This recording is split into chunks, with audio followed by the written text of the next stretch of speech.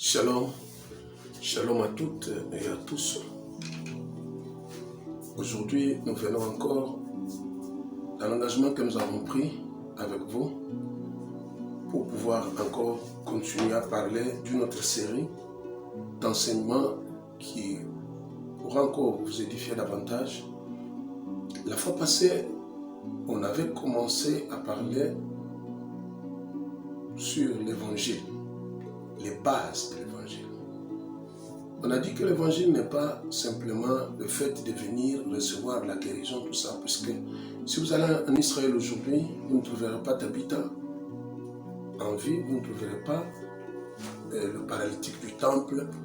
Tous ces gens-là, Lazare et les autres, sont morts. Mais néanmoins,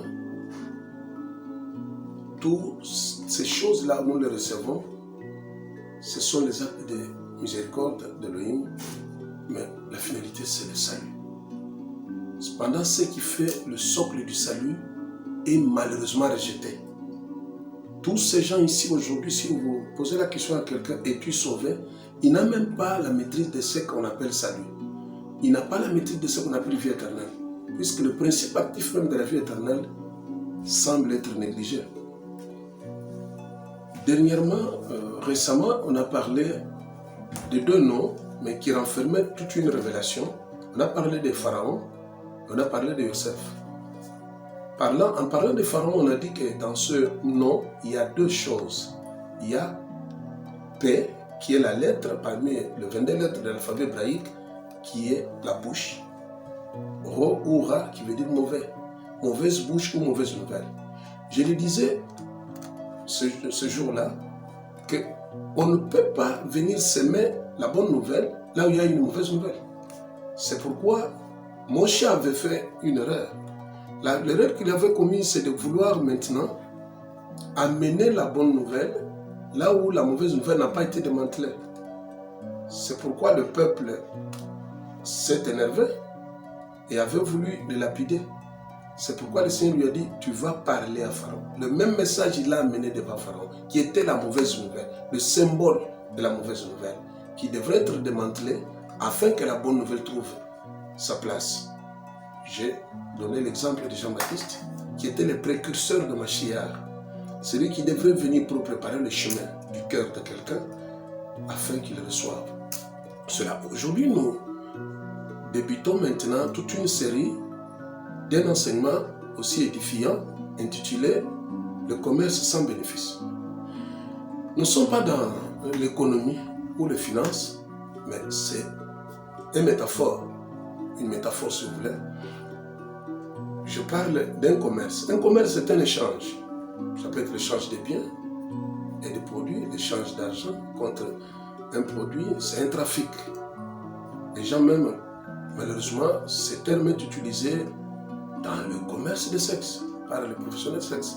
Mais ici, nous parlons d'un commerce qui est opéré aujourd'hui dans tous les quatre coins du monde, dont le capital n'est pas en liquide ou comme ça, mais le capital est parfois invisible.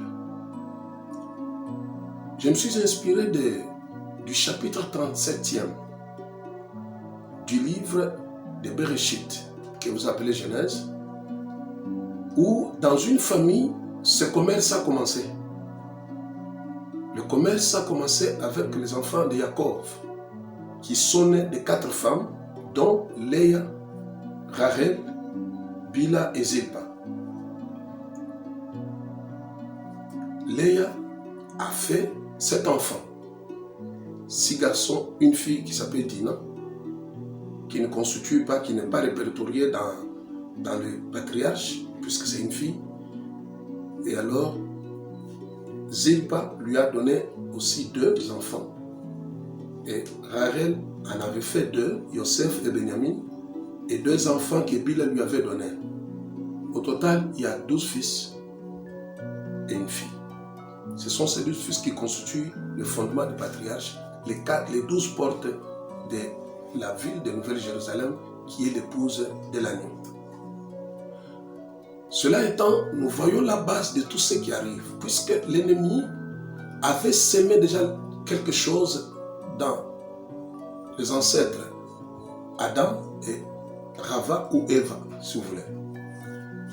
C'est pourquoi dans le chapitre 3e de Bereshit, de Genèse, au verset 10, lorsqu'on lui dit « Où es-tu » et il faut Ata, comme on dit en hébreu. Cependant, ils ont mangé ce fruit à deux. Mais le Seigneur s'intéresse à une personne qui s'appelle Adam. « Où es-tu » Il dit « As-tu mangé le fruit de l'arbre interdit?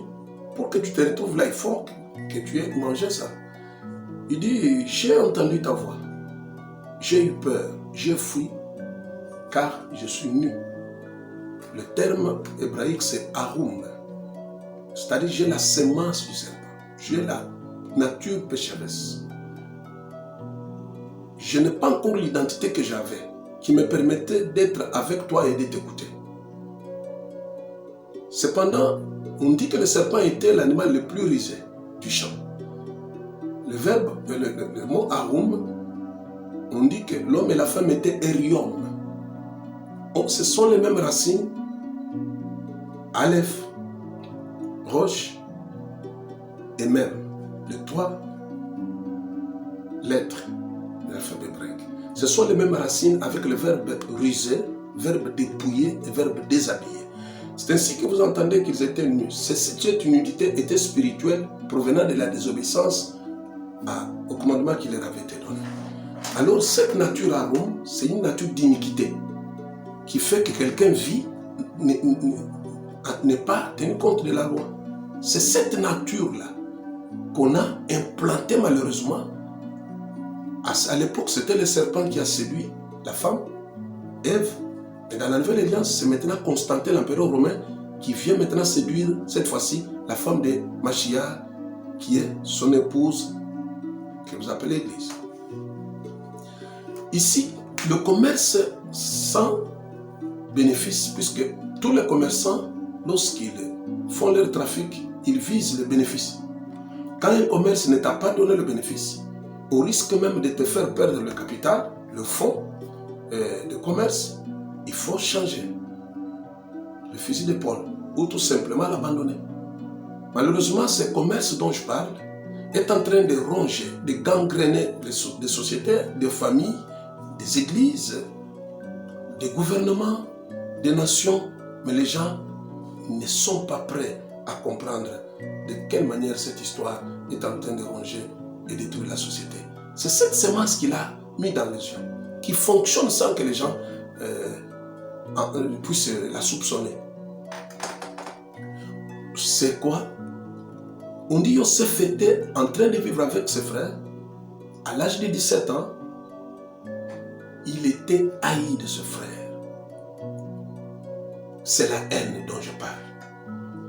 Si nous disons que la bonne nouvelle se base sur la Torah part de l'amour d'Elohim, de manière intégrale. Tu aimeras Yahvé ton Elohim, de tout ton cœur, de toute ton âme et de toutes tes forces. Et tu aimeras ton prochain comme toi-même. Donc la base de la bonne nouvelle, on avait dit, c'est l'amour. Celui qui fait du bien à l'autre, il aime. Et celui qui aime a déjà accompli la Torah, qui est rejetée malheureusement par manque d'une véritable révélation, manque d'une véritable information concernant l'histoire même de l'Église. Comment est-ce que le Seigneur lui-même n'a jamais appelé quelqu'un chrétien? Mais depuis quand sommes-nous chrétiens? Il y a un bien-aimé, un apôtre, qui me dit non, les chrétiens, je lui ai posé la question qui est le fondateur du christianisme. Il dit Jésus. Il dit en Israël, un monsieur qui s'appelle Jésus n'a jamais existé. Il y a au moins Yeshua à Mashiach, qui est né de Marie et de Yosef, qui a reçu l'onction de Mashiach pour être un fils d'Elohim, un sauveur, et le Seigneur, qui a servi de courroie de transmission dans cette nouvelle alliance, car toutes les deux alliances appartiennent à Israël, à Yehuda. Mais les gens des nations trouvent le moyen de se greffer à cette seconde alliance à travers Yeshua. Il dit non, à Antioche, je dis très bien.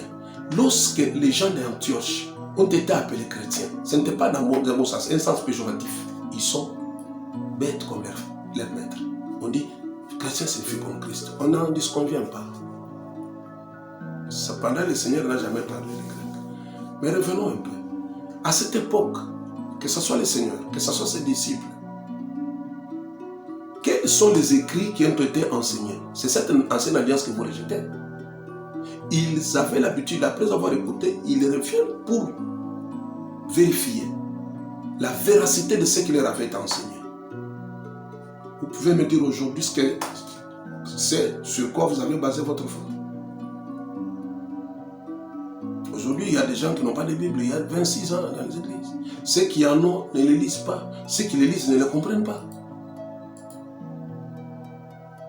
Tout est lié sur... Donc, une croyance basée sur les accessoires et non sur l'essentiel. Cependant, à plusieurs reprises, lorsqu'on lui pose la question, il dit, qu'est-ce que vous lisez? Concernant la vie éternelle, qu'est-ce que vous lisez dans la Torah? Il dit, ne croyez pas que je sois venu abolir la loi et les prophètes. Il dit même que c'est lui qui osera enseigner aux autres que ces commandements sont abolis. Même un seul trait a disparu, il sera le plus petit dans le royaume. Les gens préparent leur petitesse dans le royaume. Cependant, la haine est maintenant la base de la mauvaise nouvelle. Il aurait fallu d'abord démanteler cela. Mais dans le cas échéant, quelles sont les causes de la haine qui peuvent être généralement aussi les causes de ce qui se passe? Il y en a 4 ici dans la famille de Jacob. Le premier, c'est que la haine a commencé par ce que Bila aurait dit à ses enfants qui étaient nés dans le sens de supplier le manquement criant qui sévissait sous le toit conjugal de Rachel avec Jacob, son mari. Comme moi je ne t'ai pas donné des enfants, ma servante va te les donner. C'est-à-dire Dan et Nephtali sont les enfants qui appartiennent de droit à Rachel. C'est ainsi que tout a commencé là. Vous verrez que Bila, ainsi que les autres, avaient un problème, puisque quoique Rachel ne mettait pas au monde, mais elle avait pris en otage Jacob. Jacob était plus attaché de l'autre côté, vous vous souviendrez, de l'échange de Madrangor avec Léa. C'est elle qui détenait, quoiqu'elle ne soit pas féconde. Cela a poussé même Bila à aller faire des rapports avec Reuven, le fils aîné de Jacob. C'est ainsi que Bila aurait communiqué des mauvais messages, aurait inoculé la haine dans le cœur de ses enfants et cette haine s'est répandue. Tout a commencé là. Voilà comment il ne s'intéresse pas à vous. Voilà comment votre père, on dit que le père s'intéressait beaucoup plus à Jacob, à Joseph, puisqu'il avait eu dans sa vieillesse. Donc c'est comme si, pas seulement ça vous le verrez, il s'était désintéressé des autres enfants. C'est ça la première des choses, la première cause. La manière de traiter les enfants peut avoir des conséquences, créer des frustrations qui aboutissent par la haine. Deuxième raison, c'est ce que Joseph était beaucoup plus attaché à son père dans le sens d'être un rapporteur. Il se jouait le rôle des yeux de son père auprès de ses frères. Lorsqu'il pouvait aller pour pouvoir s'enquérir de leur état de santé ou de le progrès des troupeaux, il ramenait à son père des mauvais propos ou ce qu'il pouvait mijoter contre leur père. Il pouvait peut-être tuer une bête, la manger et laisser quelques pièces de traces déchirées pour brandir à leur père que voilà, un animal féroce a fait ceci. C'était aussi une coutume chez les Juifs. Quand tu es berger quelque part et qu'une bête féroce est venue et tu as combattu et tu n'as pas pu, mais il faut faire à tout prix pour lui arracher soit la tête ou les jambes pour brandir maintenant devant le patron. À cause de sa façon de venir donner des rapports à son père, cela a aussi poussé ces gens qui avaient déjà eu une sémence de la haine contre lui à pouvoir s'enfoncer. Nous allons le voir avec le temps sur les symptômes. Alors, deuxième et troisième si vous voulez, troisième cause, vous savez, celui qui fait du mal, il y a des journalistes qui sont assassinés, il y a des juges, des avocats qui sont assassinés. Celui qui fait beaucoup de mal il a peur de celui qui peut le dénoncer. C'est pourquoi beaucoup de gens sont morts, soit par empoisonnement, par assassinat, par beaucoup de moyens, pour avoir dit la vérité. Puisque celui qui marche dans les ténèbres est un menteur, il ne veut pas qu'on puisse, qu'il se retrouve sous le feu des projecteurs. Dans le sens de ne plus, que les gens considèrent cette mascarade qu'il a toujours affichée, qu'on ne puisse pas le soupçonner qu'il est mauvais. Il y a beaucoup de gens comme ça. Un rapporteur, celui qui dénonce le mal que les gens font, on ne l'aime pas.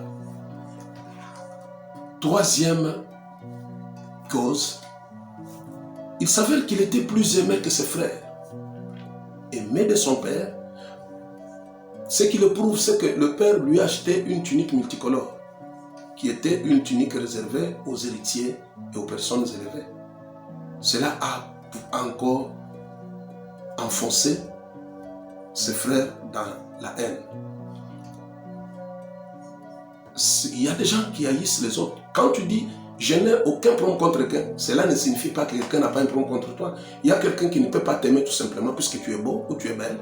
Quelqu'un ne peut pas t'aimer puisqu'il a une bonne maison, une belle voiture, ou tout simplement tu parles bien, les gens t'apprécient, ou tu as un mariage, lui n'en a pas, ou tout simplement tu t'habilles bien. Et la quatrième cause, c'est la nature des songes qu'il faisait. Dans ce songe-là, elle-même pouvait aussi interpréter en disant « tu veux devenir roi, tu vas nous gouverner ».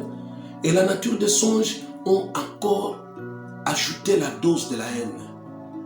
Vous savez, quelqu'un qui ne t'aime pas ne veut pas entendre que tu as une promotion ou tu es en bonne santé.